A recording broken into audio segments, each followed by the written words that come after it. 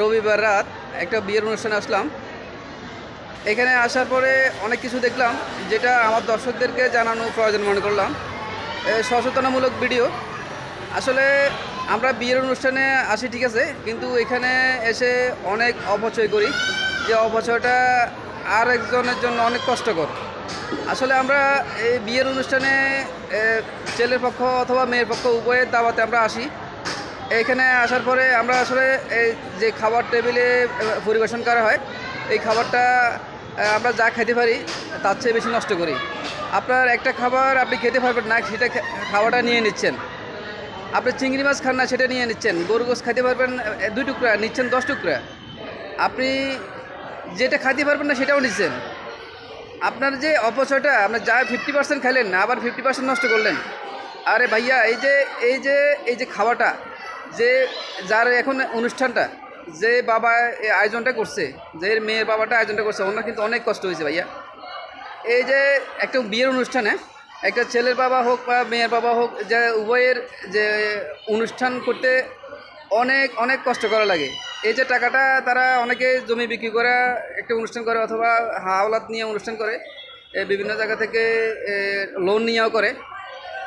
তারা অনেক কষ্ট করে এই যে বাজার সদাই করে, কমিউনিটি সেন্টার ভাড়া করে, এবার সবগুলো মানে রেডি করে সে আমাদেরকে পরিবেশন করে, যে খাওয়াটা আমাদেরকে খাওয়ায়। কিন্তু আমরা অনেকেই মানে সামনে পাইছি, মানে কি পাইলাম, মানে অহরহ নষ্ট করি ভাই। এটা ঠিক না। 50% আপনি যা খাইতে পারবেন তাই নেন না ভাই। এই যে আমরা যদি সচেতন না হই, আপনারও বোন আছে, আমার বোন আছে, আপনারও মেয়ে আছে, আমারও মেয়ে আছে, আমাদেরও তো ছেলে মেয়ে বিয়ে দিতে হবে, বিয়ে করাতে হবে। কিন্তু প্রত্যেকে যদি আমরা সচেতন না হই, মানুষ আসলে এত অপচয় কীভাবে করে। আপনার একটা টেবিলের ভিতরে মনে করেন 12 জন লোক বসে, কিন্তু এর মধ্যে 24 জন খানা নষ্ট করে। এই যে এই জিনিসটা, এটা আমাদের যদি নিজেরা সচেতন না হই, আমাদের সচেতন না হলে অপচয়টা বন্ধ কখনোই হবে না। আমরা শুধু যারা ভিডিও করি, শুধু নিজের যে বিভিন্ন টপিক নিয়ে কথা বলি সেটা না। আজকে এটা আমার কাছে খুব খারাপ লাগলো এই বিষয়টা। আরেকটা বিষয় আমার সংক্ষেপে বলে রাখি, যেটা আমরা এলাকাতে দেখে থাকি, যেটা বিয়ের অনুষ্ঠানে আপনাকে দাওয়াত দিয়েছে পরিবারের হয়তো 4-5 জন, যাই হোক, কিন্তু আপনার দেখা গেলো যে 2 জন আসছে আর 2 জন আসে নাই।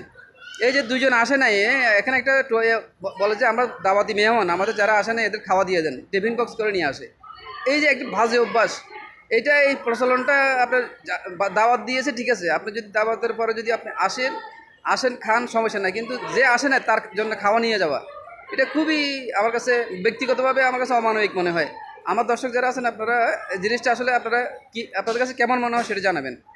একজন খাওয়া খাইতে আসে নাই, একজন বা 5 জনের পরিবারের ভিতরে 5 জনের ভিতরে 3 জন আসে, 2 জন আসে নাই, কিন্তু যে আসে নাই তাদের খাওয়া নিয়ে যাওয়াটা আমার কাছে খুবই কষ্ট লাগে বিষয়টা। এটা দেখা গেলো যে আপনার টিফিন বক্স সবাই নিয়ে আসে এলাকাতে, অনেকেই খাবার নিয়ে যায়, মানে বাজে অবস্থা। যাক, এটা আমার কাছে খারাপ লাগছে, এটা আমি আপনাদেরকে উঠে ধরছি। আরেকটা জিনিস, খাবার নষ্ট করাটাকে আমি পছন্দ মনে করি নাই, সেই জন্য বিষয়টা উঠে ধরছি। আপনারা সচেতন হন, সচেতন হলে সমাজ সুন্দর হবে। সবাইকে ধন্যবাদ। আসসালামু আলাইকুম।